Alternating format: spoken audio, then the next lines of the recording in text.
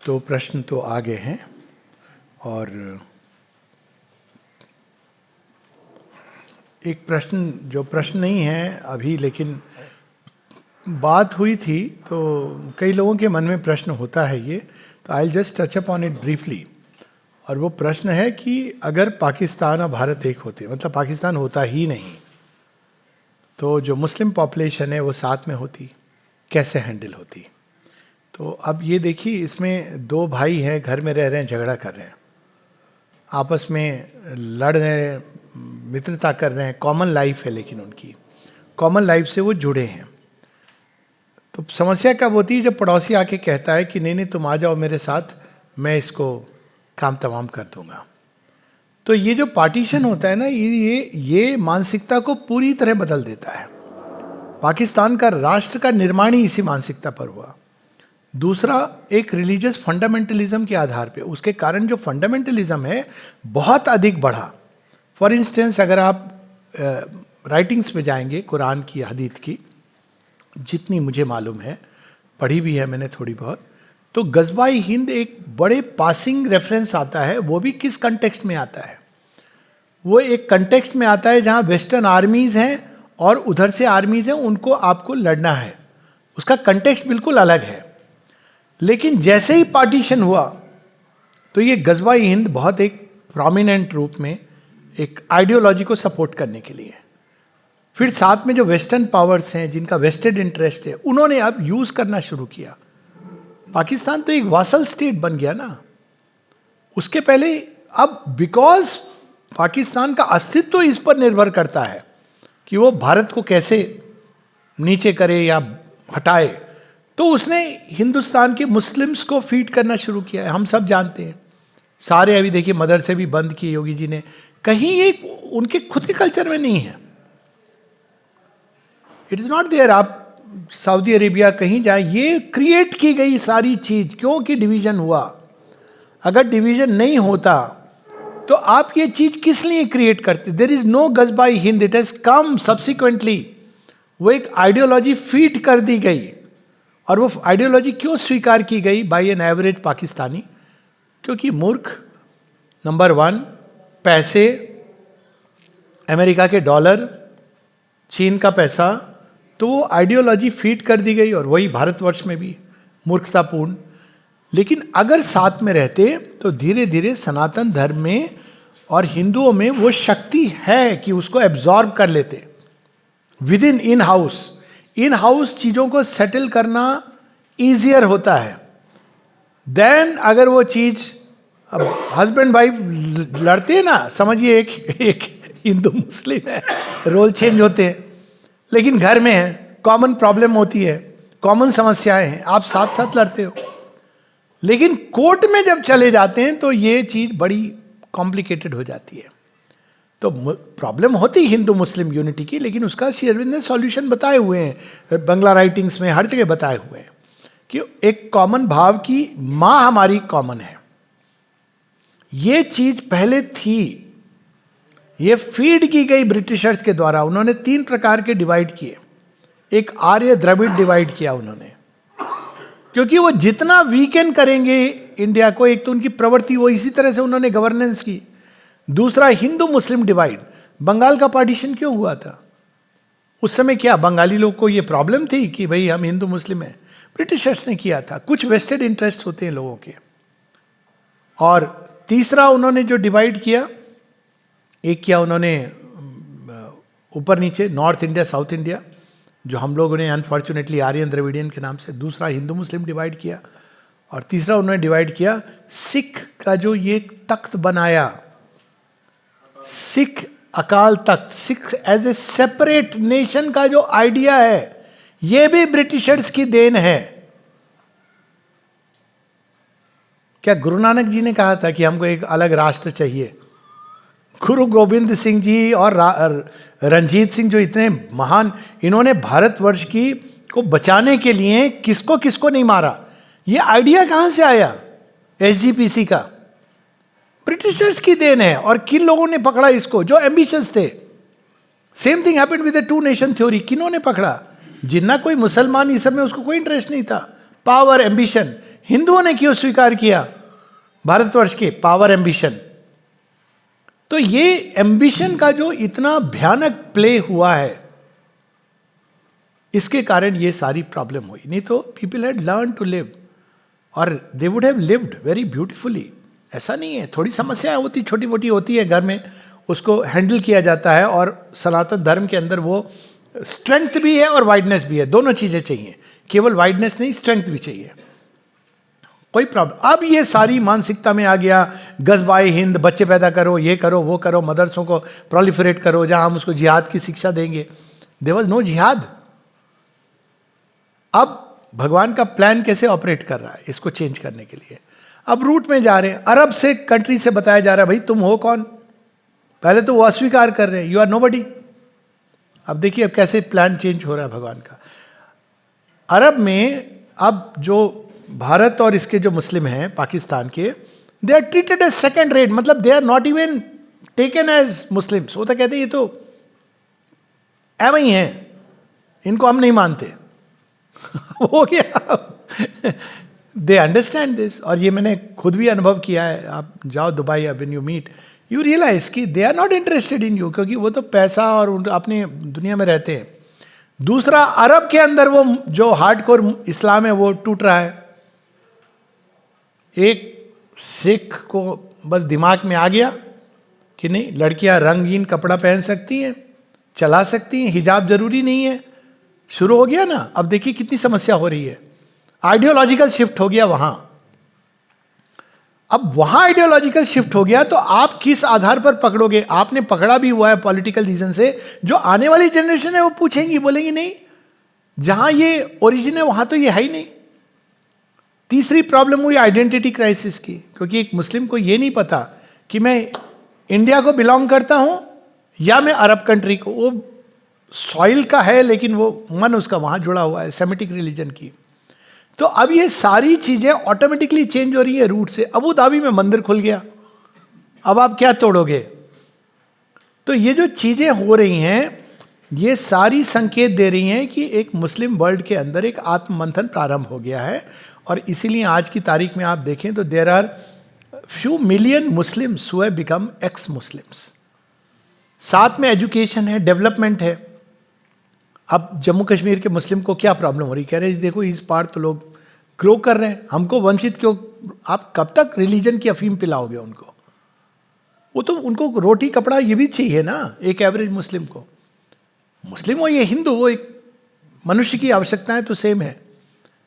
तो वो देख रहा है कि भाई ये समस्या हो रही है और धीरे धीरे ये भी ज्ञान उनके अंदर आ रहा है. तो ये सारी चीज़ें जो हो रही हैं इसके कारण जो नई जनरेशन है मुसलमानों की, वो प्रश्न कर रही है कि ये जो लिखा हुआ है कुरान में आउटडेटेड चीज़ें लिखी है तो ये कैसे ट्रू हो सकती हैं? देयर आर मेनी मुस्लिम जो नाम उनका मुसलमान है लेकिन वो क्योंकि आप चेंज नहीं कर सकते. इस्लाम में ये कठोर नियम बना दिए गए हैं कि अगर आप चेंज करोगे, कन्वर्ट कर सकते हो इस्लाम में, लेकिन इस्लाम से अगर बाहर जाओगे तो you have to be, you are a काफिर. और उसकी क्या सज़ा होगी ये एवरीबडी नोस. तो वो नहीं कन्वर्ट होते बाहर से, लेकिन they have become ex Muslims.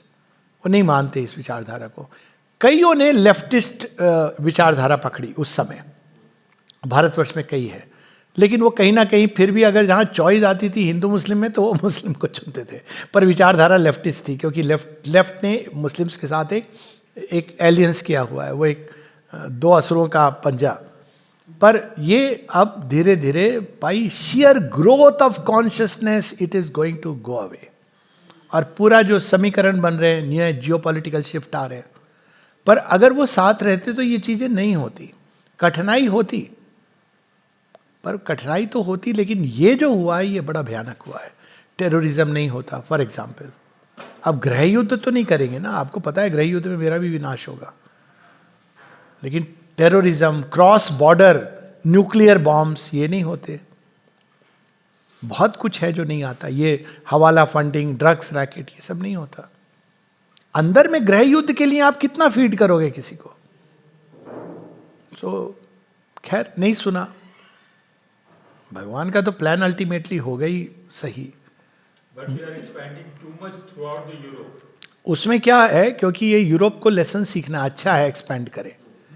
ये इनका जो लिबरल आइडियाज का जो भूत है, जिसको वो समझते नहीं है, ट्रू लिबर्टी इज व्हाट, तो वो एक्सपेंड कर रहे हैं जहाँ जहाँ इंग्लैंड में और बेल्जियम में, डेनमार्क, लेकिन वहाँ भी अभी ये जागृति आ रही है।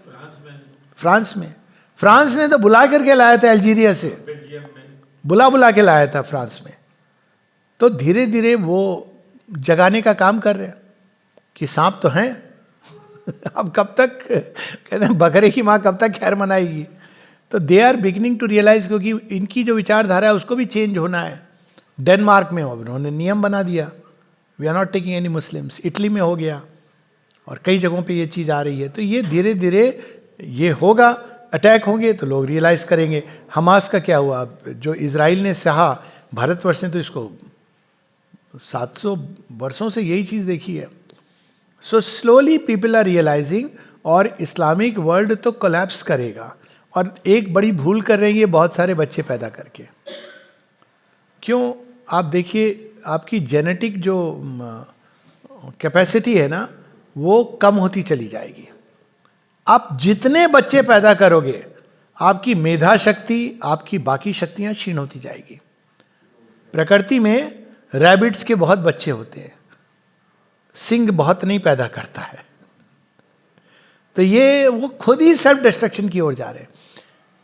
आप 100 बच्चे पैदा कर दोगे अगर, तो आप in terms of your capacity आप इतने कमजोर हो जाओगे, और खासकर जब आप एक क्लोज्ड उसमें कर रहे हैं, इतने कमजोर हो जाओगे कि वो 2 जो होंगे, यही मतलब था ना कि एक एक सिख 1.25 लाख, उसके सामने खड़े नहीं रह पाओगे। और ये हो रही है, दे बिकमिंग वेरी वीक।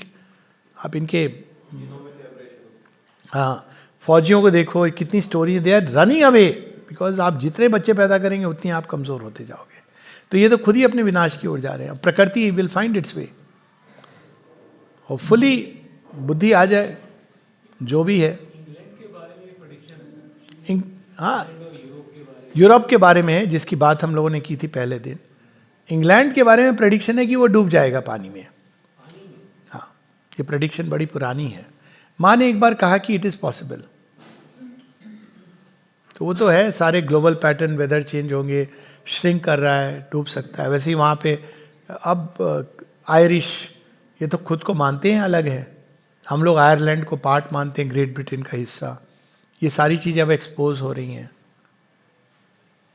तो ये बहुत उथल पुथल हो रही है। भगवान ठीक चला रहे हैं, ऑफकोर्स ठीक चला रहे हैं। हम लोग कौन होते हैं जजमेंट पास करने वाले।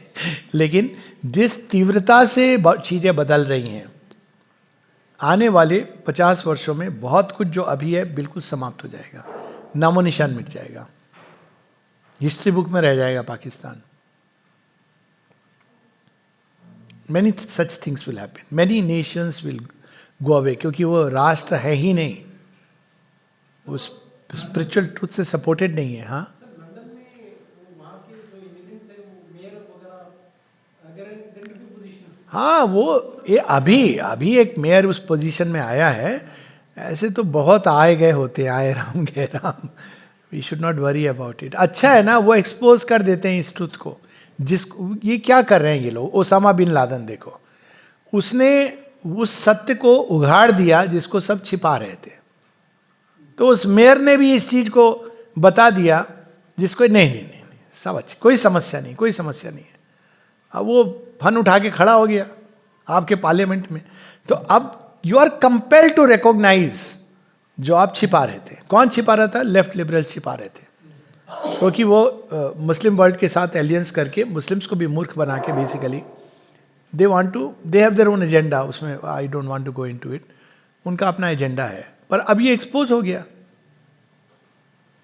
तो ये है, बहुत ही विशाल विषय है, सम अदर टाइम। इसमें एक चीज और जो मैंने सुनी है, ये हाँ, अजीब है। हाँ, Muslim world is being supported by America yes, to create problem. Yes. America एक ऐसा राष्ट्र है जिस पर आप लीस्ट भरोसा कर सकते हो, क्योंकि वो पूरा स्वार्थ केंद्रित राष्ट्र है। उसको जरूरत पड़ेगी तो जिसके साथ जरूरत पड़ेगी उसे ब्याह रचा लेगा। वर्ल्ड वॉर तक फिर भी ठीक था वो भी क्योंकि उसके ऊपर अटैक हुआ था, पर्ल हार्बर हो गया, भगवान की लीला है। कोरियन वॉर तक उसका एक रोल था, उसके बाद जो रोल आए हैं, किसी से दोस्ती कर लेगा, किसी से तोड़ देगा। ऑफ कोर्स मुस्लिम वर्ल्ड की इनकी अभी भी पैसा आ रहा है, कितना गुप्त रूप से इनका पैसा आ रहा है। क्यों इनका पैसा आ रहा है, इनकी समस्या क्या है, क्यों सपोर्ट कर रहे हैं? उनको मुस्लिम वर्ल्ड से कोई लेना देना नहीं है। उनको समस्या है कि भाई we want to be number 1। तो इनके मार्ग में कौन है? 2 रोड़े खड़े हैं, एक है चीन और दूसरा है भारत।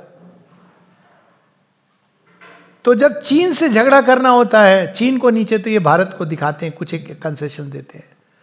भारत को जब न्यूट्रलाइज करना है तो वो चीन के पास नहीं जाते हैं, उनको पता है चीन को हम सशक्त, दे हैव ट्राइड दैट। तो वो इस्लामिक वर्ल्ड को सपोर्ट करते हैं। इस्लामिक वर्ल्ड के साथ जो अमेरिका का संबंध है वो बहुत विचित्र है। इसके अगर इतिहास में जाएं तो वो मिडिल ईस्ट में अपने पांव जमाना चाहते थे।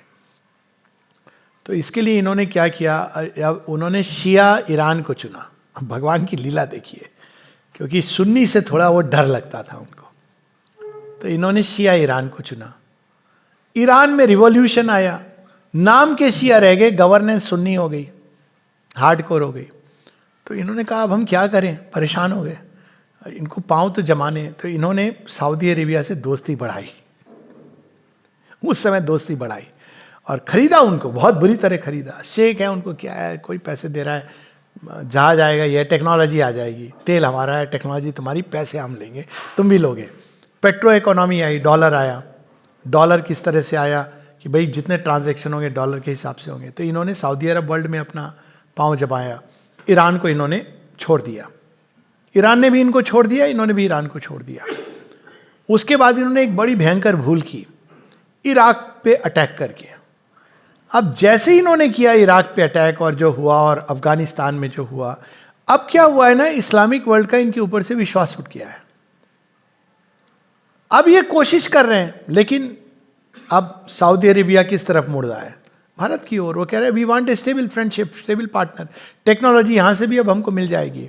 तो अब इनकी प्रॉब्लम छटपटा रहे हैं, क्योंकि इनका जो होल्ड था मिडिल ईस्ट पर वो खत्म हो रहा है। दूसरा, इन्होंने ज्यूस को सशक्त किया, इजरायली स्टेट को, एज ए काउंटर। अब उसमें भी इनको समस्या आ रही है। तो now they are in a very strange situation. उनका पांव उखड़ गया है मिडिल ईस्ट से। ये कर रहे थे, अब तक करना चाहते हैं, तो अब ये क्लैंडस्टाइनली कर रहे हैं, ग्रुप्स को कर रहे हैं जो इनके काम में सहायक होंगे। पहले तो वो राष्ट्र को कर रहे थे, पाकिस्तान को, पूरे राष्ट्र को सपोर्ट कर रहे थे। अब ये आईएसआई को पैसा देते हैं, बैकडोर एंट्री देते हैं। सर इन्होंने जिनको सपोर्ट किया था सर, उन्हीं लोगों ने सबसे बड़ी स्ट्राइक 9/11 एग्जैक्टली, सबसे बड़ी स्ट्राइक उनके खिलाफ की थी। बिल्कुल। तो ये तभी से तो ये चीजें, भगवान का यही तो तरीका है। अभी तक आप कह रहे थे कि कश्मीर को क्या कह रहे थे, फ्रीडम फाइटर्स।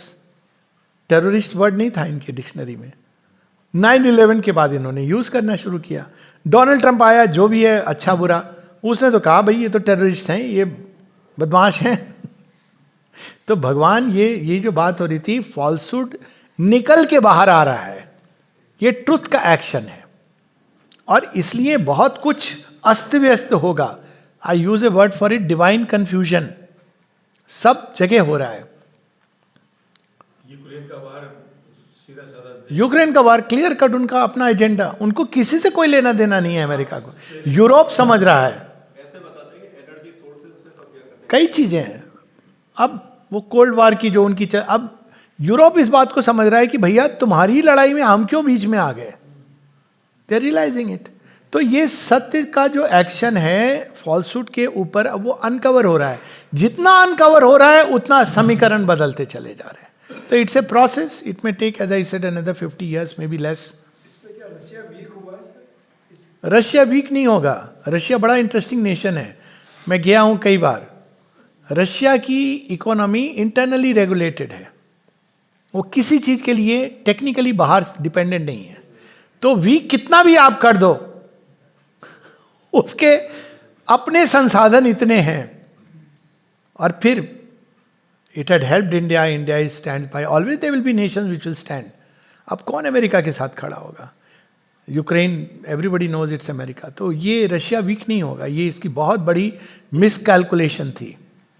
रशिया की इकोनॉमी ऐसे इंटरनली रेगुलेट, आपको उसमें दिखेगा रूबल और डॉलर में, who is bothered about it. बड़ी इंटरेस्टिंग चीज़ है, आपको एक बताता हूँ, ये इतने इनोवेटिव है रशियंस. मैकडोनल्ड्स ने पूरा विड्रॉ कर लिया, तो रशियंस ने पता ही क्या किया, कुछ नहीं हटाया, रशियन सब उसको चला रहे हैं. What difference does it make? They are very smart and very innovative. तभी तो चेस में और माने का है, they have a mystic mind. वो चीज़ों के बड़े अनयूजुअल सॉल्यूशन ढूंढते हैं. एक लास्ट इस उसमें कि इसमें जोक भी है कि स्पेस में अमेरिकन्स की भाई हम क्या बनाएं, क्योंकि इंक फ्लो नहीं करेगी. आप कैसे लिखोगे अगर कुछ लिखना है? रशियंस ने बॉल पेन इजाद कर लिया, pencil, because they are like that, बड़े इनोवेटिव हैं. They will find a way. आप नहीं कर सकते. ये नहीं कि पुतिन अच्छा है बुरा है, वो इंपॉर्टेंट नहीं है. इस समय अच्छे बुरे की बात ही करना व्यर्थ है, क्योंकि ये जो चल रहा है ना अभी शिफ्ट, ट्रेमेंडस शिफ्ट चल रहा है, इसमें बस भगवान अपना प्रयोजन अब सिद्ध कर रहे हैं. अच्छा बुरा कंसेप्ट हैज गॉन. रशियंस बड़े, क्योंकि उनके अंदर एक आर्यन सभ्यता का बीज है. ईरान में भी है, वेस्टर्न यूरोप में, ईस्टर्न यूरोप में भी है, इंडिया से गया हुआ है. उनकी भाषा में भी है, उनकी समझ में भी है. लेकिन बाद में क्रिश्चियनिटी आई और ये जार आए तो वो चला गया, लेकिन वो बीज है उनके अंदर. तो वो बड़े मिस्टिक हैं, वो मिस्टिक ट्रुथ्स को बड़े आसानी से समझते हैं. मेरा अपना अनुभव रहा है, कई बार गया हूँ, रशिया में टॉक्स हुई हैं, रशियन में ट्रांसलेट करनी होती है, वो ऐसे पकड़ते हैं, surrender, faith, bhakti, they you don't have to do anything, just get it. America में जब समझाइए वो दिमाग के अंदर घूम रहा है, फट से पकड़ते हैं. कभी आपको कुछ एक्सप्लेन करने की जरूरत नहीं होती है. तो एशियन ना, एशिया की अपनी खूबी है. शेरविन ने कहा ना, राइज ऑफ एशिया. रशिया में ही बिल्कुल. हालांकि कम्युनिज्म आ गया था तो क्लैंडस्टाइनली हुई थी, लेकिन वो रशिया में ही सबसे पहले जो ट्रांसलेट होकर के प्रचलित हुई. सबसे ज्यादा सेल हुआ एडवेंचर ऑफ कॉन्शियसनेस का रशिया. हाँ, गया हूँ मैं वहाँ पे, जहाँ ये सारे लोग जो बुक स्टोर और कैसे छिप छिप के ले जाते थे उस समय, क्योंकि तब तक ये कम्युनिज्म आ गया था, जार को ओवरथ्रो कर दिया था इन्होंने. तो कम्युनिस्ट सोशलिज्म, जो भी आप कहें, सोशलिज्म एक प्रकार का, तो उसमें रिलीजन को वो डिस्करेज करते थे. डिस्करेज किया बहुत स्ट्रांगली. आज वहाँ हरे कृष्णा मूवमेंट है.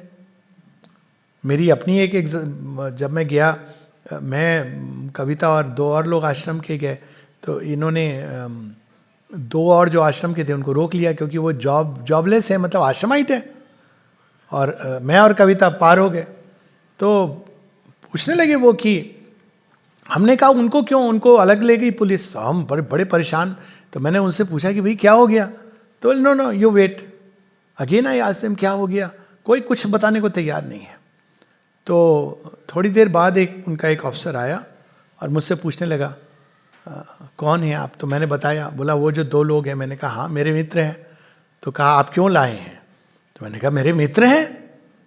मुझे थोड़ा ही लगा मेरे मित्र हैं. तो कहते नहीं, पर उनके खर्चा कौन करेगा. मैंने कहा मैं करूँगा. तो पैसे वैसे उन्होंने देखे. फिर उन्होंने कहा, फिर पूछा मित्रों को आप क्यों लाए. तो मुझे थोड़ा सा, क्योंकि रशियंस का माइंड पता है, मैंने कहा वी बिलीव इन ब्रदरहुड. जोड़ दे के बोला वी बिलीव इन ब्रदरहुड, कि तुम ब्रदरहुड की बात करते हो, हम लाएं, तुम्हें तो खुश होना चाहिए. तो एक दूसरे को देखने लगे. फिर उन्होंने एक शब्द पूछा मुझसे जो मुझे समझ नहीं आया. ये भगवान की लीला थी. तो मैंने कहा नो, मतलब आई डिडंट अंडरस्टैंड क्या बोल रहे हैं वो. तो वो चले गए. कुछ देर बाद वो लोग आ गए. उनसे मैंने पूछा तुम लोगों की क्या अवस्था है. बोले हम तो माँ को बुला रहे थे.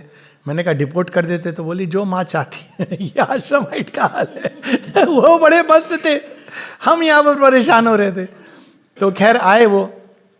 तो बाद में पता चला वो क्या पूछ रहे थे. वो मुझसे पूछे कृष्ण कृष्ण. तो मुझे समझ ही नहीं आया. तो मैंने कहा आई डोंट नो. वो कृष्णा कॉन्शियसनेस से घबराए हुए. लेकिन थैंक्स टू कृष्णा कॉन्शियसनेस, क्योंकि लाइटर वेन में बातें हो रही हैं.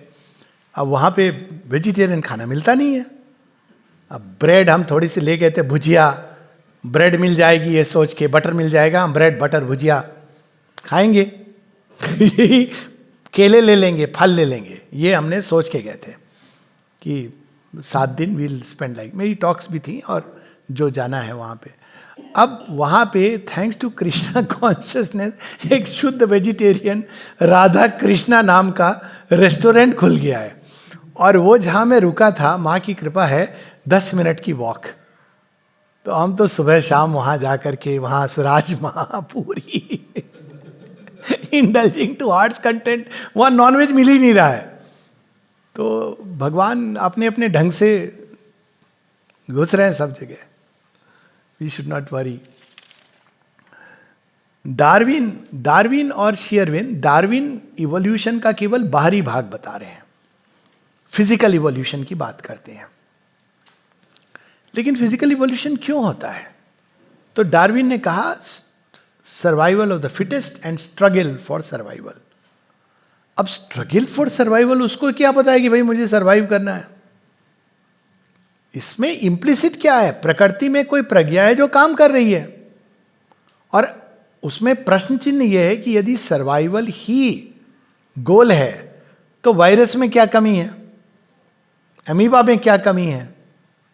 तो इवोल्यूशन तो ये एक्सप्लेन नहीं करता है। Struggle for survival and survival of the fittest, ये भी हम नहीं देखते हैं, क्योंकि हम किसको फिटेस्ट बोलेंगे? ऐसा तो नहीं हुआ कि टाइगर फिटेस्ट है, काफी फिट है, लेकिन डियर मल्टीप्लाई कर रहा है और टाइगर खत्म होता जा रहा है। तो he also didn't know, he observe the physical evolution very correctly. अब उसमें जो रिसर्च की मेंडल ने, हेरेडिटी वगैरह, तो उन्होंने उसमें बताया कि म्यूटेशन होते हैं वो एक, पर क्यों होते हैं ये नहीं मालूम, इसका क्या पर्पस है, कोई पर्पस है भी नहीं। डार्विन ने ये प्रश्न को नहीं लिया, क्योंकि अब नेचुरल सिलेक्शन बोल के उसने छोड़ दिया, क्योंकि जो वेस्टर्न विज्ञान है उसमें नेचर इज गॉड, नेचर में ही सब हो रहा है, नेचर में कोई प्रज्ञा है, ये हम लोगों का कंसेप्ट है। नेचर अपने आप कर रही, क्यों कर रही है ये प्रश्न का औचित्य नहीं है, कर रही है, बस you have to explain the process. मतलब इस तरह की चीजें कि कार कैसे बनी है, कैसे चलती, इतना जानना काफी है। क्यों बनी है और उसको ड्राइव कौन करेगा ये इंपॉर्टेंट नहीं है। तो वो इस प्रश्न को उठाते नहीं है, वाई नहीं उठाते हैं, वो हाउ उठाते हैं। तो इसलिए डार्विन और डार्विन के अनुयायियों ने ये आवश्यक नहीं समझा कि ये प्रश्न उठाया जाए। तो लेमार्क ने इसको लिया। लेमार्क ने इसको एक बड़े सुंदर ढंग से बताया कि वो जो इवोल्यूशनरी प्रोसेस कैसे होती है, आपकी जो नीड होती है। जिराफ का एग्जाम्पल दिया, ऊपर पत्ते लग रहे थे तो घोड़ों ने, जेबरा ने स्ट्रेच कर करके और गर्दन के अंदर वो मॉडिफिकेशन आ गया। तो ये सब हुई, बस वहाँ पे बात रुक गई। बहुत उसको अपने ही परिवेश में बहुत कठिनाइयों का सामना करना पड़ा डार्विन को, क्योंकि क्रिश्चियनिटी इवोल्यूशन में नहीं विश्वास करती, वो क्रिएशनिज्म में करती है। अगर प्रश्न होगा तो I can take that up and how they can be reconciled, but कि भाई सब चीज़ें एक दिन भगवान ने बना करके धरती पर डाल दी, इवोल्यूशन है नहीं। तो डार्विन की वाइफ ने बात करना बंद कर दिया था उनसे कि भाई तुम कैसे क्रिश्चियन हो। ये तो मैं क्रिश्चियन ठीक है, लेकिन मैं देख रहा हूँ, ऑब्जर्व कर रहा हूँ, तो मैं वो अपना ऑब्जर्व, ये तो क्रिश्चियन वर्ल्ड में कई जगहों पर हुआ। खैर अल्टीमेटली उसके बाद डार्विन ने भी ज़्यादा प्रोब नहीं करी, क्योंकि इसमें ही उसको इतनी समस्या हो रही थी। He didn't probe, nobody took it up. New Darwin's आए, वो अब हेरेडिटी को प्ले करते हैं। श्री अरविंद क्या बता रहे हैं? इवोल्यूशन इज ए फैक्ट, लेकिन it's purpose is not survival of the fittest but manifestation of the divine with in. वो इवोल्यूशन की इनर प्रोसेस बता रहे हैं और कह रहे हैं कि जो बाहर का जो चेंज आता है वो इनर प्रोसेस के कारण आता है। अब इसमें एक नई चीज आती है कि अगर वो बाहर रैंडमली हो रहा है तो फिर तो हम कुछ नहीं कर सकते, कब होगी, कब हमारी जीन्स म्यूटेट कर जाएगी, कुछ और बन जाएंगे, वी डोंट नो। लेकिन अगर इनर प्रोसेस है तो क्या है, अगर आपकी कॉन्शियसनेस बदलेगी तो फॉर्म को प्रेशर डालती है चेंज होने के लिए। अगर आपके अंदर अभिप्सा कि मैं दिव्य तत्व को मैनिफेस्ट करूं, अनुभव करूं, लेकिन कॉन्शियसनेस आपका फॉर्म अलाउ नहीं कर रहा है, उसने आपको पिंजड़े में बंद किया है। लेकिन ये कॉन्शियसनेस ग्रो करेगी तो वो फॉर्म के ऊपर प्रेशर डालेगी अंदर से। और जैसे जिराफ की गर्दन लंबी हो गई, हम लोगों की भी हाथ पांव सारे चेंज होने लगेंगे, ये ब्रेन चेंज होना शुरू होगा। इसलिए श्री अरविंद को पढ़ना चाहिए, बिकॉज वो ब्रेन सेल्स चेंज होते हैं जहां से रूपांतरण प्रारंभ होता है। ये श्री अरविंद ने, माता जी ने लिखा है, it will create new brain cells. क्यों? श्री अरविंद को पढ़ने नहीं समझ आ रहा है। तो एक होते जो गिव अप कर देते हैं, कहते हैं समझ नहीं आ रहा है, ऐसा कैसे, फिर पढ़ते हैं, नहीं समझ आता, फिर पढ़ते हैं। अब क्या होता है इस प्रोसेस से, आपके अंदर एक इनर नीड है कि मैं समझूं। तो सबसे पहले कहां पर जा रही है ये सारी चीजें जो पढ़ रहे हैं, आंखों से ब्रेन के अंदर जा रही है। अब वो कॉन्शियसनेस की जो नीड है, श्री अरविंद ने चीजों को वहां ला करके रख दिया है कि तुम अपनी गर्दन को थोड़ा तो उचकाओ। तो जब चेतना स्ट्रेन करती है तो ब्रेन की सेल्स चेंज होना प्रारंभ होती हैं। और वहां, और ये चीज बाय द वे साइंटिफिकली भी कि डेंड्राइट चेंज होते हैं, वो न्यूरोप्लास्टिसिटी, वो एक बड़ा विषय है, I am not going into it. तो वहां से चेंज प्रारंभ होता है और धीरे धीरे धीरे धीरे वो फैलता है नीचे इंडिविजुअल में, इंडिविजुअल्स में, ग्रुप्स में, और फिर कलेक्टिविटी में। तो Darwin has made observation about the outer side of evolution. Sri Aurobindo feels the most important aspect, the inner side of evolution, जो कॉन्शियसनेस के अतिक्रमण के कारण जो फॉर्म बदलता है। और अतिक्रमण, इसमें कई हिंट्स हैं, नेचर में मिलते हैं। मड फिश एक एग्जाम्पल है। मड फिश एक विचित्र प्राणी है जो ना पानी में रह सकता है ना धरती पर रह सकता है। तो वो मड फिश जैसा नाम है, तो वो हल्का सा जैसे मिट्टी, उसमें हल्का सा पानी उसमें रहती है, वो बड़ी, हाँ, छिछला पानी, और छटपटाती है, रेस्टलेस होती है। अब प्रकृति ने ऐसा जीव क्यों बनाया? क्योंकि उसी मड फिश के बाद टैडपोल आता है, ट्रांजिशन है। अब यहां से हम लोगों ने उस सूत्र को पकड़ लिया, man is a transitional being. क्यों? क्योंकि मनुष्य के अंदर अभिप्सा तो आ गई है, अब आ गई है। पहले केवल मोक्ष मोक्ष मोक्ष, या ये जीवन जैसा है चलेगा। अब अभिप्सा आ गई है कि we want a perfect world, we want a divine world. ये अभिप्सा अब फैल रही है संक्रमण के द्वारा, और जैसे जैसे ये फैल रही है, ये इंपॉर्टेंट नहीं है कि हम हमारे अंदर होगी या नहीं होगी, यानी उस देह के अंदर। ये अभिप्सा अब अग्नि की तरह फैल रही है, और एक टाइम आएगा जब इस अभिप्सा के कारण बढ़ती हुई अंदर से विस्फोट होगा। और आप देखें कि नई संभावनाएं, नई प्रतिभाएं प्रारंभ हो गई हैं मनुष्यों के अंदर। उदाहरण कोई, yes, just watch the Indian Idol and the dance shows. 6 साल के बच्चे, आप, माँ ने कहा था इसका एग्जाम्पल क्या होगा, सुप्रामेंटल कारण, चाइल्ड प्रोडिजीज बढ़ेंगे। ऐसी प्रतिभाएं, ब्लाइंड देख पा रहा है, ये तो डेमोन्स्ट्रेट हुआ था। क्यों? क्योंकि ये चेतना अतिक्रमण करना चाह रही है। अब फॉर्म की लिमिट्स हैं और वो अतिक्रमण करेगी, और धीरे धीरे, क्योंकि वो बॉडी अब नहीं कर पा रहा है उसको, तो अंदर अंदर चेंज प्रारंभ हो गया है। इसके भी साइंटिफिक एविडेंसेस आ रहे हैं। जैसे फॉर इंस्टेंस अपेंडिक्स, ये धीरे धीरे मनुष्य लूज कर रहा है। लड़कियां लंबी हो रही हैं, इसीलिए पहले एयरफोर्स में या पायलट्स में लड़कियों को नहीं लिया जाता था, क्योंकि नाटी होती थी। तो आपके कॉकपिट आप ऐसे नहीं बना सकते हो फ्लेक्सिबल। कार की सीट में तो आप कर लोगे, कॉकपिट डिजाइन में नहीं कर सकते हो कि भैया सीट थोड़ी पीछे कर लो, ऊपर का भी है। लेकिन because they have grown tall, तो they don't have to change the design. ये तो ऑब्जर्व हुआ है, रिकॉर्ड तोड़े जा रहे हैं ओलंपिक्स में, आप ऑब्जर्व कर लीजिए, फिजिकल लेवल पे रिकॉर्ड तोड़े जा रहे हैं। ये सब इसका इंडिकेशन है कि फिजिकल बॉडी पे एक नई चेतना बहुत तेजी से काम कर रही है, और वो उसने बदलना शुरू कर दिया है। जीवन को प्रोलॉन्ग करने की ये भी एक पॉसिबिलिटी मनुष्य के अंदर आ गई है। तो इन पॉसिबिलिटीज के कारण धीरे धीरे, अब वो टाइम कब आएगा, उसको कहा जाता है टिपिंग पॉइंट। एक सफिशिएंट नंबर जिसके अंदर ये चेतना की अग्नि या चेंज की जो प्यास है वो बढ़ेगी। कुछ नहीं होगा बाहर उस नंबर के अंदर एक समय पर, लेकिन अचानक आप देखेंगे कि इधर उधर आइलेट्स जगह जगह पर अतिक्रमण करने लगेगी वो चेतना, और फॉर्म अडेप्ट होने लगेगा। कई चीजें हम लोगों की बदली हैं। मानव का के इवन उसका फिजिकल ढांचा देखेंगे तो आप देखिए, आज से 500 साल पहले ग्लेडिएटर्स वगैरह एक बड़े मस्कुलर ह्यूमन बींग्स, अभी वो चीज़ बदल गई है। और एक चीज़ बताइए माने फिजिकल फॉर्म के बारे में, सुन के शायद सुखद या दुखद आश्चर्य हो, मुझे नहीं मालूम। माँ ने कहा है form will become more and more androgynous. Typical लड़की, टिपिकल लड़का, ये चला जाएगा। कई ऐसी चीजें जिससे लड़की की पहचान होती है, breast etcetera, it will shrink.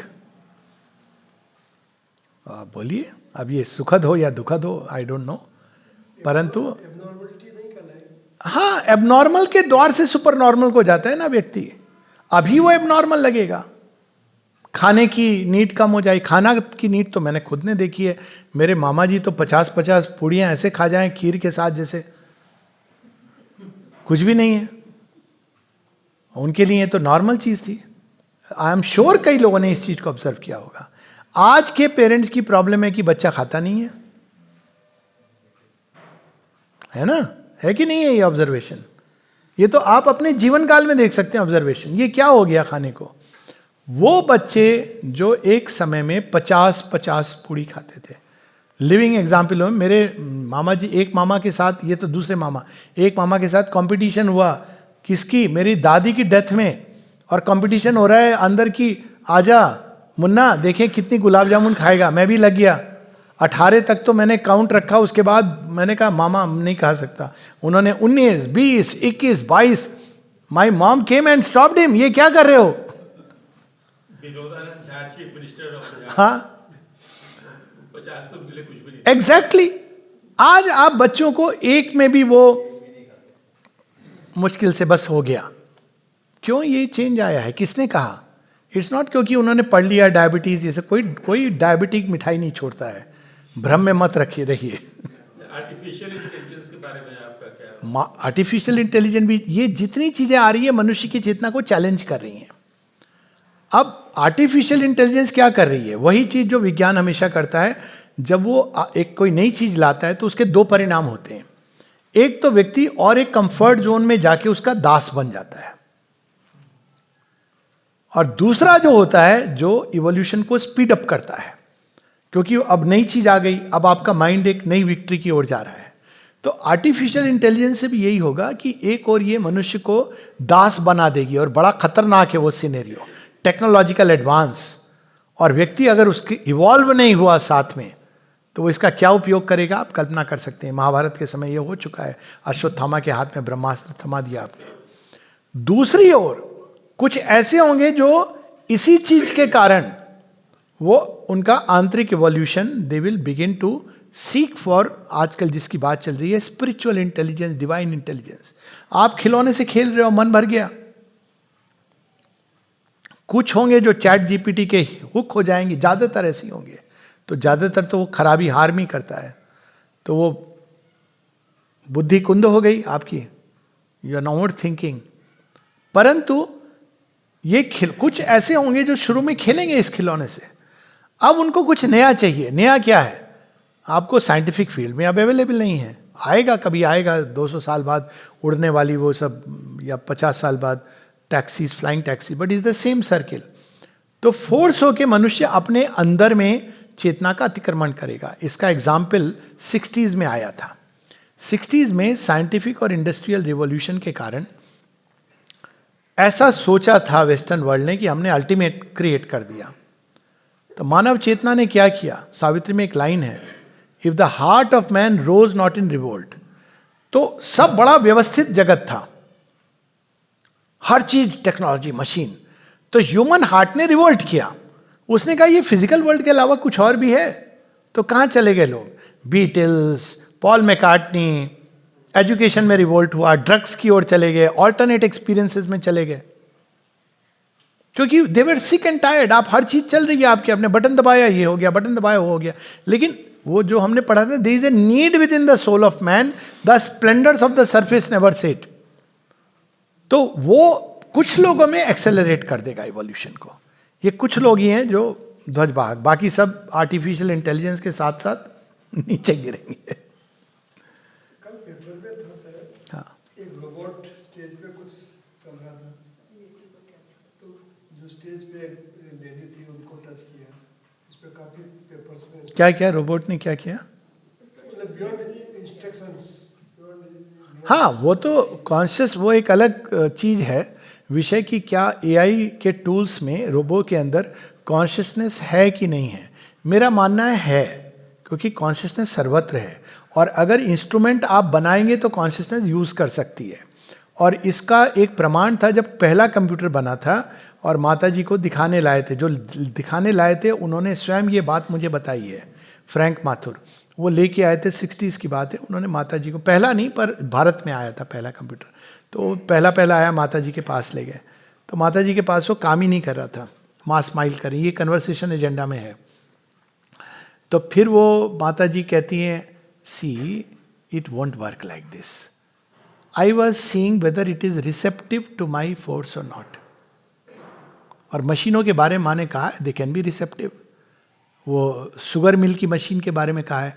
तो अब आपने एक मशीन बना दी है, इसको कोई भी कॉन्शियसनेस यूज कर सकती है, डायरेक्टली और indirectly. Even directly it can start, अब वो कॉन्शियस वैसे नहीं होगी machine, it's an instrument, but it can be used by आसुरिक फोर्सेस। और माँ ये कहती थी कि न्यूक्लियर पाइल्स के बारे में भी उन्होंने कहा है ये बात। और इट रिक्वायर्स एक व्यक्ति की चेतना में घुस जाना जो उसका मिसयूज करेगा। तो ये बड़ी डेंजरस सिचुएशन है आर्टिफिशियल इंटेलिजेंस। शेरविंद ने लाइफ डिवाइन में इसका जिक्र किया है कि टेक्नोलॉजी एडवांसमेंट इतनी रैपिडली चली गई है और मनुष्य का आंतरिक विकास नहीं हुआ है उस पर। तो ये प्रेसिंग नेसेसिटी है अब कि जब लोग एआई में जा रहे हैं और उसमें जहाँ भी जा रहे हैं, let's put it like that, हमें एसआई और डीआई का डेवलपमेंट करना चाहिए। SI spiritual intelligence, DI is divine intelligence. जो एजुकेशन पॉलिसीज हुई हैं, जैसे हम लोग अटेंड करते हैं मीटिंग्स वगैरह, तो वहाँ तो एक पार्ट बना दिया है उसमें आईसीटी, एआई और ये यू हैव टू हैव, सी अब प्रॉब्लम क्या है ना, टेक्नोलॉजी आ गई है, ब्रह्मास्त्र मार्केट में आ गया है, तो अब हम ये नहीं कह सकते कि हम नहीं सीखेंगे। प्रॉब्लम ये है, यू हैव टू हैव, क्योंकि एआई के बारे में सीखना है बच्चों को। ब्रह्मास्त्र अगर है तो इट इज बेटर कि अर्जुन सीखे ब्रह्मास्त्र और पाशुपति अस्त्र के बारे में। अब ऑप्शन नहीं है, लेकिन मनुष्य को समझना है, भारतवर्ष में खासकर, कि दिस इज नॉट एनफ। इसके साथ साथ हमारी स्पिरिचुअल और डिवाइन इंटेलिजेंस डेवलप करनी चाहिए। अब आप उसको नहीं हटा सकते हैं। जैसे कुछ लोग कहते हैं ना, कंप्यूटर नहीं रखेंगे घर में, टीवी नहीं रखेंगे, you can not do it now. You have to evolve कि आप कॉन्शियस चॉइस करो कि भाई कौन सा चैनल देखोगे। सौंदर्य बोध को बढ़ा दो ताकि वो उन चैनल्स पे नहीं जाए। आप ब्लॉक नहीं कर सकते, यही तो फ्रीडम में इवोल्यूशन की प्रॉब्लम है। आप ब्लॉक नहीं कर सकते हैं। कितने दिन आप चाइल्ड लॉक लगाओगे? बच्चे आपसे ज्यादा जानते हैं चाइल्ड लॉक, वो खोलेंगे, जाएंगे और लॉक कर देंगे। Parent lock, I know parent lock. आप सोचोगे कि मेरा बच्चा बहुत अच्छा है तो उसका evolution is the way, inner evolution की कौन सी चीज चुननी चाहिए, कौन सी चीज नहीं चुननी चाहिए, क्यों चुननी चाहिए, क्यों नहीं चुननी चाहिए। और उसके लिए बहुत फ्रीडम और डिस्कशन की जरूरत है। I have discuss with children, pornography पर क्यों नहीं जाना चाहिए, क्योंकि बच्चे कहते हैं प्लेजर है, क्यों नहीं। तो ये कि भाई ये तुम्हारी इमोशनल एनर्जी को ड्रेन कर रहा है, आप किसी से प्रेम नहीं कर पाओगे, आप चीजों को प्लेजर ऑब्जेक्ट के रूप में देख रहे हो। इवन सेक्सुअलिटी जो एक सुंदर हो सकती है मानवीय स्तर पर, आपने उसको केवल एक प्लेजर का माध्यम बना दिया। तो ये बच्चे समझते हैं। पर आप बोलो नहीं नहीं नहीं, बात मत करो, गंदी चीजें मत देखो, और देखेंगे, आपने कह दिया ना मत देखो। तो अब वेज ऑफ चेंजिंग, मतलब you have to grow more conscious. अंत में जो आप कॉन्शियसली चुनते हो वही मैटर करता है। तो अब वो एज आ गई है जब children have to choose consciously. अब उसमें हो सकता है 100 में 2 चुने सही, 98 खत्म हो जाए। That's what I was saying, evolutionary wash out, you can't help it. I think spirituality will have to choose the technology for more advancement. For more, In my way, in my thinking. it will use everything because, but more important is spiritual consciousness का evolution, क्योंकि spirituality is a vague term. I'll tell you one thing. अभी spiritual, और अच्छा है, इससे वो question भी आ गया आपका, what is spirituality? अगर हम पूछें किसी से तो आप एसोसिएट कर सकते हो कि हम ये प्रैक्टिस करते हैं। आमतौर पे यही बोलते हैं ना, भाई हम इस फाउंडेशन से जुड़े हैं, इस योग पथ से जुड़े हैं। आप क्या करते हो? स्पिरिचुअल का मतलब हम ये रोज प्रैक्टिस करते हैं। क्या करते हैं जी? हम 3 घंटे मेडिटेशन करते हैं, श्वास पे कंट्रोल करते हैं, ये सब। None of this is spirituality, this is a method and technique. Spirituality is about change of consciousness. अब ये चीज लोग नहीं, क्योंकि आपने, रावण भी था उस तरह से, तो रावण ने बड़ी विकट विकट साधनाएं की थी। तो स्पिरिचुअलिटी प्रारंभ कहां से होती है? आपकी change of motive and ends with change of consciousness. तो ये सच है कि spirituality should use everything, but यहां स्पिरिचुअलिटी के नाम पर कालनेमी भी तो बहुत हैं। समस्या ये है। तो first we should distinguish between that, everything which goes under the name of spiritual. अब स्पिरिचुअल के उसके मूल में जाएं तो व्हाट इज स्पिरिचुअल? तो अगर हिंदी में देखें तो क्या शब्द है? आध्यात्मिक। जो आत्मा, सेल्फ, अधि, जो उसके ऊपर है, मतलब एक लिटिल सेल्फ में हम जीते हैं। आप ग्रेटर सेल्फ में जब जीने लगोगे तो वो अध्यात्म है। It can be self of higher mind, self of illuminated mind, supramental self at the highest. Spirituality, अभी हम स्पिरिट, जो वर्ड आता है self and spirit, self is the आत्मबोध, स्पिरिट उसका एटमॉस्फियर है। जब हम उस सेल्फ के एटमॉस्फियर में जीने लगे, श्वास लेने लगे नेचुरली, जैसे अभी हम ये श्वास लेते हैं, वो हमारा नेचर बन जाए, तब हम कह सकते हैं कि समबडी स्पिरिचुअल। अदरवाइज तो वो नाम है। तो जिस भी तरह से देखें, दोनों में स्पिरिचुअलिटी का मतलब होता है आप अपनी सीमाओं के परे चले गए हो। माइंड में जीने की बजाय कम से कम रैशनल माइंड से ऊपर उठकर मिनिमम इल्यूमिनेटेड या इंट्यूटिव माइंड में जीने लगे हो। ऐसे लोग you can count on finger tips. Feel good factor apart, meditation करते हैं हमको बड़ा अच्छा लगता है, बड़ी खुशी होती है, बड़ी शांति मिलती है, वो एक अलग चीज है। शांति तो लोगों को चुपचाप बैठ के भी मिल जाती है, बट दैट्स नॉट स्पिरिचुअलिटी। तो वो जो प्रश्न था तुम्हारा इससे जुड़ा हुआ सूर्य प्रताप का, कि क्या डिफरेंस है? स्पिरिचुअली उठना हुआ है, एसेंट हुआ है कॉन्शियसनेस का। एसेंट का मतलब ये कि जब ध्यानस्थ होके या कर्म योग के द्वारा या भक्ति योग के द्वारा मनुष्य ने अपनी चेतना की सीमा का अतिक्रमण किया। अब मैं जेन्युइन स्पिरिचुअलिटी की बात कर रहा हूं, मैं स्पिरिचुअल के नाम पर जो हो रहा है उसकी बात नहीं कर रहा हूं। हुए हैं ऐसे मिस्टिक्स जिन्होंने पथ भी बताया है। पथ से ज्यादा पुराने समय में गुरु थे, शिष्य थे और आश्रम थे। ये पथ मत संप्रदाय बाद में आए हैं। तो अब वो अनुभव करते थे, लेकिन जब जीवन में आते थे तो मन प्राण शरीर उसको ट्रांसलेट नहीं कर सकते रियल लाइफ में, पर वो अनुभव आपके ऊपर बड़ी स्ट्रांग छाप छोड़ता है। आपने कहीं देख लिया, मान लो आप एक कंपनी में काम कर रहे हैं और आप सोच रहे हैं मैं ही मालिक तू ही मालिक। एक दिन आपने एक्चुअली मालिक को देख लिया, कहा यार मालिक तो वो है, अब चला गया वो मालिक। लेकिन वो जो स्मृति है ना, आपको हेल्प करती है कुछ हद तक। आपको पता है यार मालिक है, ये है एक ट्रेडिशनल स्पिरिचुअलिटी की। लेकिन फिर भी मालिक है, कहीं है, कुछ हद तक आपको हेल्प कर रही है। आपका जीवन फिर भी अपने हिसाब से चल रहा है, थोड़े आप निस्वार्थ बन रहे हो टू दैट एक्सटेंट, क्योंकि आपको पता चल गया कि ईगो के परे कोई सत्य है। आप दूसरों को हानि नहीं कर रहे हो, क्योंकि आपको पता चल गया कि एक प्रेम है जिसका स्पर्श आपको मिला। तो स्पिरिचुअलाइजेशन क्या है? स्पिरिचुअलाइजेशन है ये आपके नेचर में अब चेंज आ गया। क्या चेंज आ गया? आपके थॉट कभी अलग ही नहीं होते हैं इस सत्य से, that there is one consciousness which is moving this entire universe. वो एक क्षण का अनुभव नहीं है, वो आपके मन को उसने चेंज कर दिया। तो वही लाइट आपके माइंड के थ्रू संसार में रेडिएट कर रही है। हार्ट, आप ये नहीं कि केवल मैंने अनुभव किया भगवान की भक्ति, बड़े भजन की इंटेंसिटी में मैंने अनुभव किया, लेकिन वो मन आपका, हृदय आपका ऐसा बदला कि हर किसी के अंदर आपको हरि हरि हरि हरि, ये बड़ा रेयर फिनोमेना है। इस तरह की स्पिरिचुअलाइजेशन बड़ी रेयर हुई है और पार्शियल हुई है। देह के साथ तो बिल्कुल अटेम्प्ट भी नहीं हुई है, जीवन के साथ भी नहीं अटेम्प्ट हुई है। तो ज़्यादातर लोग जो ये अटेम्प्ट करते थे वो मोनेस्ट्रीज में या अल्टीमेटली किसी ना किसी प्रकार के आश्रम में चले जाते थे जीवन से, क्योंकि उनको पता था जीवन में हम उतरेंगे तो कंटामिनेशन होगा। आप सब में भगवान भगवान बोल रहे हो, आपकी वाइफ ने कह दिया आप मूर्ख हैं, अब देखिए आप देखिए भगवान, आपका सारा भगवान का नशा उतर गया है ना। आप वहां अप्लाई करिए कि माँ दुर्गा जय माता दी करिए वहां पर। तो लोग क्या करते थे, विड्रॉ करते थे, विवाह नहीं करेंगे, ये सारी चीजें वहां से आई, बच्चे नहीं होंगे, क्योंकि ये सारी जो चीजें हैं आपको वापस ले आ सकती हैं संसार में। आप रेगुलर जॉब नहीं करेंगे, केवल वो काम करेंगे जो जैसे भगवान की सेवा, मंदिर में काम करेंगे या आश्रम में पर्टिकुलर काम करेंगे। क्योंकि अब अगर आप जीवन में आएंगे संसार में तो फिर वो 10 चीजें हैं। इसलिए श्री अरविंद समता की बात करते हैं। बिना समता के आधार के spirituality in real life can not descend.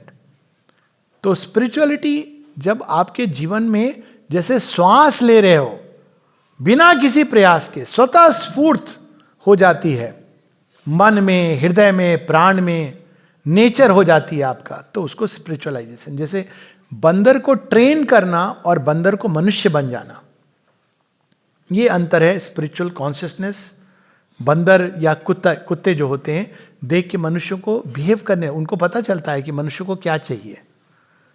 उनको पता है कि भाई मालिक का वो चाहिए तो आके आपके पाँव के चारों तरफ जाएंगे, बड़ा क्यूट लगेगा, चाटने लगेंगे, पूंछ हिलाएंगे। अब क्या है, उनको पता चल गया है कि यह आदमी किसी से खुश होगा। कुछ कुत्ते हैं जो काम भी कर देंगे आपका, करते हैं, लेकिन कुत्ता मनुष्य नहीं है। अगर वो कुत्ता ट्रांसम्यूट होकर उसकी चेतना ऐसी हो जाए कि उसको स्वतः ही सब पता है मालिक के साथ क्या है, और वो वैसा व्यवहार करने लगे, तो वो फिर कुत्ता तो रहा नहीं ना। शरीर शायद श्वान की हो, लेकिन वो तो भैरव देव का श्वान बन जाएगा। तो उस प्रकार से चेतना का रूपांतरण, ये स्पिरिचुअल, और उसके लक्षण होते हैं कुछ। फॉर एग्जाम्पल, एम्बिशन नहीं होगा, आप अपनी प्रेज से बहुत ऊपर नहीं समझोगे कि हाँ मेरी प्रेज हो रही है। आप आपकी क्रिटिसिज्म से you won't go down the dumps. Ambition आपके अंदर समाप्त हो जाएंगे, उसकी जगह भगवान की सेवा, यही एक लक्ष्य। ये जो चेंज आता है चेतना के अंदर, उसको स्पिरिचुअलाइजेशन कहते हैं।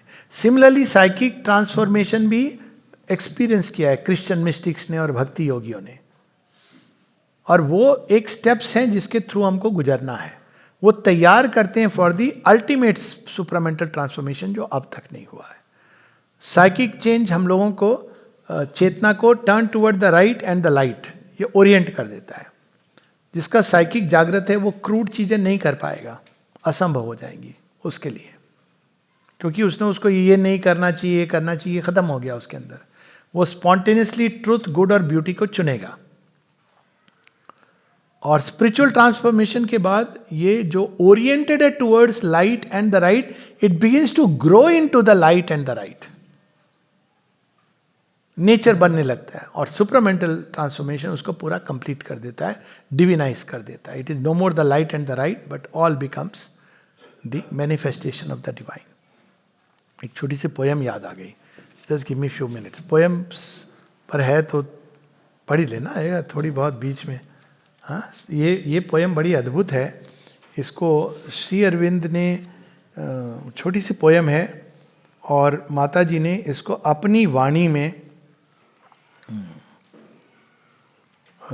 मैं कह रहा हूँ गाया है, अच्छा, अपनी वाणी में उन्होंने वाणी दी है, और इसका नाम है वन डे। ये शायद इसमें हो तो इसमें मैं निकाल लेता हूँ, नहीं तो पुस्तक से इसका नाम है वन डे। एंड तक मिले कहीं, otherwise I take it out of Chhote Narayan ji book. God's labour की बात तो नहीं होगी, ठीक है। I think I take out from Chhote Narayan ji book. इसमें तो है, वो निश्चित रूप से है वन डे, एक दिन, हाँ वन डे। अब ये छोटे नारायण जी की किताब से मैं निकाल रहा हूँ, कलेक्टेड पोएम्स में ऑब्वियसली है, और माता जी ने इस पोएम को बड़ी पावरफुल वाणी दी है, रिकॉर्डिंग उसकी अवेलेबल है। इसका ना इसमें नहीं है वो, मैं इसलिए छोटे नारायण जी की किताब से निकाल रहा हूँ। कलेक्टेड पोएम्स में तो है one day the little more. तो ये थी ना कि पहले भी हुए हैं प्रयास स्पिरिचुअल कॉन्शियसनेस में उठने के। उठना पहला स्टेप है, रूपांतरण नहीं है। उठना इस तरह की चीज है कि आप गए फॉरेन कंट्री, गलत एग्जाम्पल है पर एग्जाम्पल के लिए, आप वहां से आ गए, थोड़े अपने तौर तरीके दिखावे के लिए अपनाए, थोड़े दिन बाद और आए, आपने उसकी भाषा बोलनी शुरू कर दी, ट्विस्ट आ गया आपकी लैंग्वेज में। लेकिन आप वो नहीं हो, वहां जिस मानसिकता से ये जो चीज की जा रही है, इट इज नॉट दैट। आप विदेश में जाते हैं, आप गले मिलते हैं बड़े उससे। स्पेन में मैं गया तो उन्होंने कहा हमारे यहाँ सब लोग एम्ब्रेस करते हैं। मैंने कहा हाँ मुझे पता है भाई, इतने वर्षों से जा रहा हूँ। उन्होंने कहा हमारे यहाँ सब नमस्ते करते हैं। अब कई लोग हैं जो वो तौर तरीका अपना लेते हैं, लेकिन उनकी अंदर में ये चेंज नहीं आता है, दे आर वेरी अनकंफर्टेबल। हमारे यहाँ ये कंफर्ट जोन हमारा नहीं है, हमारा कंफर्ट जोन कुछ और है। ये नहीं कि यहाँ सही गलत की क्या बात है। तो उसी प्रकार से स्पिरिचुअल कॉन्शियसनेस में उठ के जो अनुभव होते हैं, जब हम उनको दैनिक जीवन में ट्रांसलेट करते हैं तो ज़्यादातर हम मिस ट्रांसलेट करते हैं। जैसे वसुधैव कुटुंबकम, तो वसुधैव कुटुंबकम का क्या मतलब है? आओ सब आओ, हम साथ मिलके हलवा पूड़ी खाएंगे। लेफ्ट लिबरल तो बोलेगा हम तो वसुधैव कुटुंबकम की बात कर रहे हैं। लेकिन वसुधैव कुटुंबकम उस चेतना की अवस्था है जिसमें आप वासुदेवम सर्वमिति देख रहे हो। अगर आप वो अनुभव नहीं कर रहे हो तो आप उस व्यक्ति की तरह हो जो इंग्लिश को बड़े ट्विस्ट करके बोल रहा है और वो समझ रहा है कि मैं बिल्कुल फॉरेन रिटर्न हो गया, और आपको कहना पड़ता है भैया ठीक से बोल, तू भारतीय है मैं भी भारतीय हूँ, हम समझ लेंगे एक दूसरे की बात, तुझे टेढ़ा माढ़ा करके बोलने की जरूरत नहीं है। तो लेकिन उनके लिए वो नेचुरल है। आप ब्रिटिशर्स को सुनेंगे, फ शब्द, कुछ एक ब्रिटिशर्स हैं जो मतलब आप वो आधा लगेगा आपको स्ट्रेन करना पड़ेगा क्या कहा इसने। तो लेकिन हमारे लिए अलग है वो भाषा, हम अलग तरह से बोलते हैं। जब आप इमिटेट करोगे तो ये इमिटेशन स्पिरिचुअलिटी का है, वसुधैव कुटुंबकम। किसी को भी बुला लो, हम खिला लें, तो आप अगर इसको मिसयूज, तो spiritualisation is not something external, वो एक इनर चेंज ऑफ कॉन्शियसनेस है जो बाहरी जीवन में आपके परिलक्षित होगा। वसुधैव कुटुंबकम आपको यह भी बताएगा रितचित हर चीज का कौन सा स्थान है, आपको सही कर्म की तरफ प्रेरित भी करेगा। तो ये सारी चीजें हैं। One day the little more, one day and all the half dead is done. इसका एक ऑल्टरनेट रीडिंग भी है, हाफ डीड इज डन। कुछ लोगों का कहना है half deed is more correct. वैसे दोनों अप्लाई करती हैं। हाफ डीड जो आधा अधूरा था, साइकिक चेंज की ग्लिम्सेस, स्पिरिचुअल ग्लिम्सेस, ये आधा अधूरा काम है क्योंकि वो जीवन को नहीं बदलता है। One day and all the unborn began, जो जन्म नहीं लिया है, सुप्रामेंटल डिविनाइज, वो जन्म लेना का मतलब है कि जो सीमा के दायरे में आ जाए। जन्म का ओरिजिनल अर्थ संभूति यही है, within the limits. A little path and the great goal, a touch that brings the divine whole.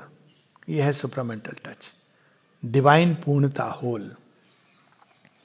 Hill after hill was climbed and now behold the last tremendous brow and the great rock that none has trod.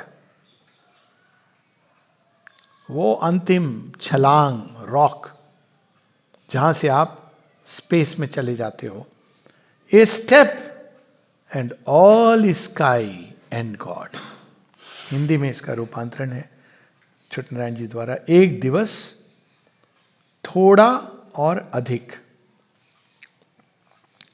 बस एक दिवस जो था अपूर्ण, अब तक वह पूरा होगा। अटेम्प्ट्स हुए हैं, अपूर्ण हुए हैं।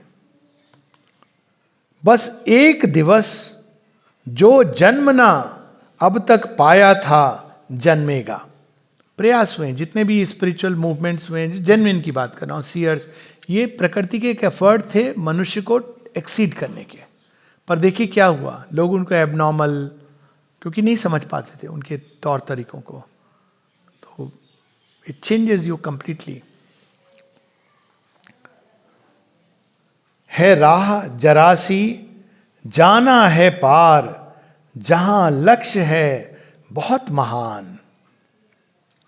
कर स्पर्श पूर्णता देव को लाकर पहुंचा देगा आन। एक touch that brings the divine whole. शिखर शिखर को लांग यहां तक आज पहुंच हम पाए हैं। जितने भी एफर्ट्स हुए हैं उनको नमन है। उन्होंने चेतना के लिए कहीं ना कहीं काम किया यहां तक पहुंचने के लिए, लेकिन वो अल्टीमेट नहीं है, ये हमको याद रखना है। सबसे ऊंचा श्रृंग निरावृत यहां देख हम पाए हैं। है ऐसा अब तक न आज तक जो इस पर हो चढ़ा कभी। पग एक बढ़े आंख के आगे प्रभु हैं और है गगन सभी। तो सुपर मेंटल उस चीज को कंप्लीट करता है, पर आपको साइकिक और स्पिरिचुअल के एफर्ट्स हुए हैं, ट्रांसफॉर्मेशन के नहीं हुए, पर ओपनिंग हुई है, छाप भी पड़ी है, उससे आपको गुजरना है टुवर्ड दी सुपरामेंटल ट्रांसफॉर्मेशन। बिना उसके आप नहीं जा सकते। स्पिरिचुअल कॉन्शियसनेस आपको वाइड बनाती है, सीमित दायरे से निकालती है, ईगो से लिबरेट करती है, और साइकिक ट्रांसफॉर्मेशन ईगो को रिजू बनाती है, नमनीय इंस्ट्रूमेंट बना देती है भगवान का प्रेम अंदर में लाती है, प्रकाश उनका हृदय के द्वार से लाती है। तो we have to go through this process.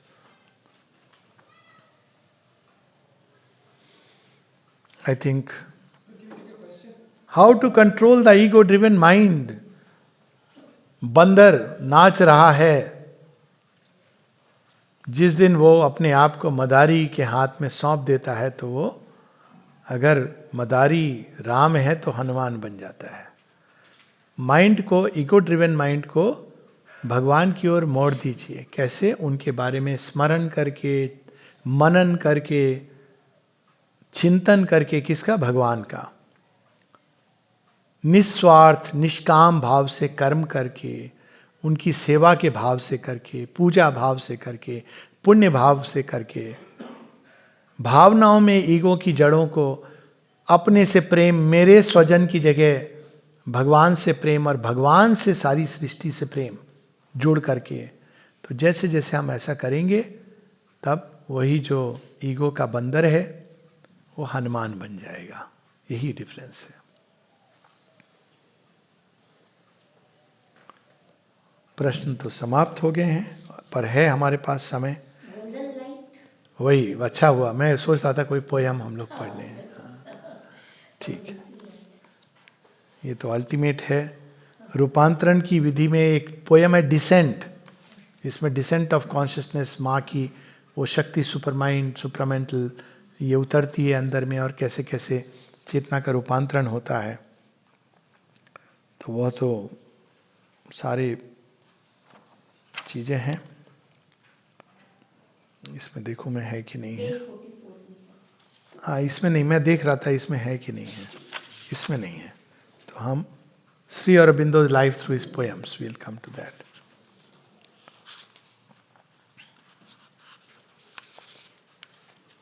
इसमें सारा है कैसे कैसे हमारी श्रवण की शक्ति, हमारी घ्राण शक्ति, हमारे चक्षु, ये सब रूपांतरित होंगे।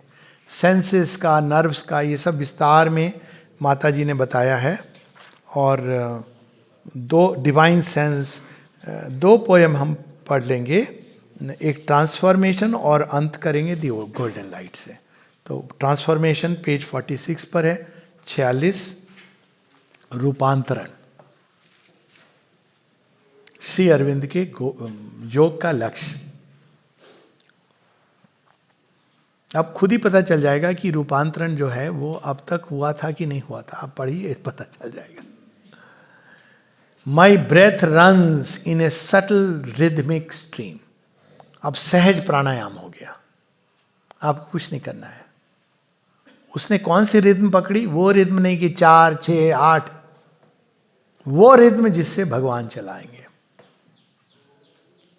It fills my members with a might divine. क्यों? ब्रेथ प्राण ऊर्जा लाती है, लेकिन कौन सी प्राण ऊर्जा? जो वातावरण से। अब प्राण ऊर्जा कौन सी आएगी? दिव्य शक्ति। I have drunk the infinite like a giants wine. उनके आनंद का कोई अंत नहीं, मेरी प्यास का कोई अंत नहीं. पिए जा रहा है. Infinite like a giants wine. ये नहीं कि अब बस करो प्रभु, आनंद कंटेन नहीं हो रहा, उछलने की जरूरत पड़ रही है, नाचने की जरूरत पड़ रही है. श्री अरविंद को देखिए, आनंद से भरे हुए शांत बैठे हैं. वो आनंद जो समा सके, ये मतलब है drunk like a giants wine. Time is my drama और माई पेजेंट ड्रीम. ये सारा जो खेल चारों तरफ हो रहा है, मैं जान गया हूं कि इसका रचयिता मैं ही हूं, कोई और नहीं है. किसी को दोष नहीं देने की जरूरत है. My soul has chosen for this anguish, for this danger, for this difficulty. Time is my drama और my pageant dream. Pageant colourful dream, नाना प्रकार के विविध अवस्थाओं से. Now are my illumined cells joy's flaming scheme. कण कण में मेरी एक एक कोशिका के अंदर वो प्रकाशवान हो गई है. And changed my thrilled and branching nerves to fire. And changed my thrilled and branching nerves to fine channels of rapture opal and hyaline. मेरी नस नस नर्व्स, क्या कहते हैं उसका एग्जैक्ट वर्ड? नस is not the right word. नाड़ी. हाँ, नाड़ी. नाड़ी इज द करेक्ट वर्ड. शिराओं में, नाड़ी में मेरी नाड़ियां, धमनी तो आर्टरीज हो गई. जो मेरी नाड़ियां, शिराएं, इसमें अब क्या बह रहा है? भगवान का आनंद. जिधर भी देख रहा हूं, जिसको देख रहा हूं, वो रैप्चर फ्लो कर रहा है. For the influx of the unknown and the supreme. कौन बह रहा है अब इनके उसमें? भगवान. It's not easy, break down हो जाती है चीजें. I am no more a vassal of the flesh. मैं दास नहीं हूं. मैं मेरे शरीर का दास नहीं हूं कि शरीर के हिसाब से मेरे अंदर. He said I am egoless free, then sore because dinner is not ready. मैं उसका दास नहीं हूं. A slave to nature and her lead and rule. कि ये नियम है, ये कानून है जिसे प्रकृति बंधी है, मैं उससे फ्री हो चुका हूं. I am caught no more in the senses narrow mesh. जो आंखों से देख रहा हूं वही सच है, जो सुन रहा हूं वही सच है. बिल्कुल नहीं. आंखें तो जो नहीं दिखाती हैं वो ज्यादा इंपॉर्टेंट होता है. मंतव्य, कान जो नहीं सुनाते हैं वो ज्यादा इंपॉर्टेंट होता है. भगवान जो कहना चाह रहे हैं. I am caught no more in the senses' narrow mesh. My soul unhorizon widens to measureless sight. और मेरा जो साइकिक बीइंग है अब वो यूनिवर्सलाइज हो गया है, सारे विश्व विराट ब्रह्मांड में फैल गया है. My body is God's happy living tool. भगवान के यंत्र तो सभी हैं, लेकिन अब ये प्रसन्न है. भगवान इससे जब सेवा लेते हैं, इसको यंत्र, तो इसमें बड़ा आनंद आता है.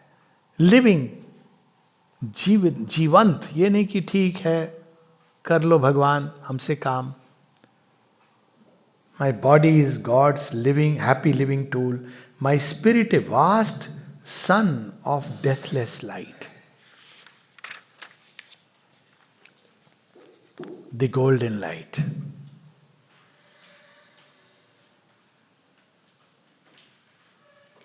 इसके बाद हम लोग क्लोज करेंगे. फिर will not take any questions. Will just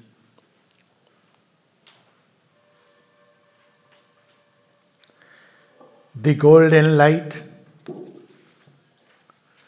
Thy golden light came down into my brain, and the grey rooms of mind sun-touched became a bright reply to wisdom's occult plane, a calm illumination and a flame. भगवान की प्रज्ञा से थिरक रही हैं मेरे brain की sales. Thy golden light came down into my throat, and all my speech is now a tune divine. जो कहा वो वेद, ये अर्थ है. A pain song of the my single note. बहुत कुछ कह रहा हूं, लेकिन वास्तव में वो भगवान का गान ही है. A pain song of the my single note, my words are drunk with the immortals wine. और ये जो शब्द हैं अब शब्द नहीं रहे, क्योंकि वो उनमें आनंद का स्पर्श है. वो स्वयं को भी आनंद देते हैं और सबको आनंद देते हैं, क्योंकि वो आनंद को सारे संसार में कैरी कर रहे हैं. Thy golden light came down into my heart, smiting my life with thy eternity. सब सीमाओं से परे. अब जीवन वो सीमित नहीं है, असीम अनंत में प्रवेश कर गया. Now has it grown a temple where thou art, and all its passions point towards only thee. जितने भी मेरे कर्म हैं, जितनी भी ऊर्जाएं प्राण के अंदर तरंगे, वो सब तुम्हारी ओर ही जा रही हैं. Thy golden light came down into my feet. My earth is now thy playfield and thy seat. मंदिर बन गया मनुष्य, उसकी देह भगवान की क्रीड़ा स्थली बन गई, उनका सीट आसन बन गई. अब और क्या चाहिए? The golden light came down into my brain, and the grey rooms of mind sun-touched became a bright reply to wisdom's occult plane, a calm illumination and a flame. Thy golden light came down into my throat, and all my speech is now a tune divine, a pained song of thee, my single note. My words are drunk with the immortals' wine. Thy golden light came down into my heart, smiting my life with thy eternity. Now has it grown a temple where thou art, and all its passions point towards only thee. Thy golden light came down into my feet. My earth is now thy playfield and thy seat. Ma.